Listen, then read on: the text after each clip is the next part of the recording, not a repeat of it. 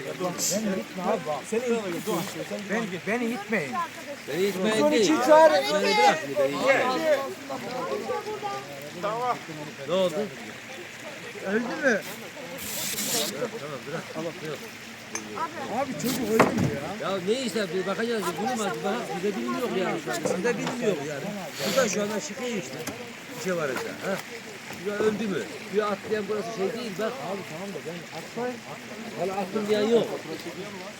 Mont yoktu lan. Yaşıyor mu beyler?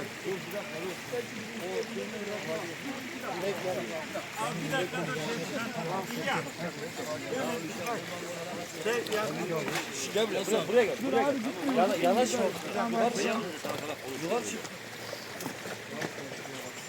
Konuşma öyle.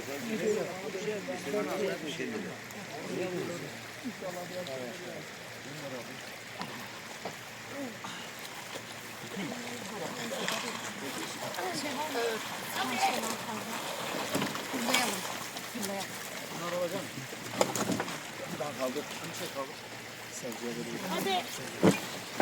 Kafayı tut. Erdem buraya gel. Abi paletleri de atmaktan sonra kaybolmasın diye geliyor. Yaşıyor. Ha?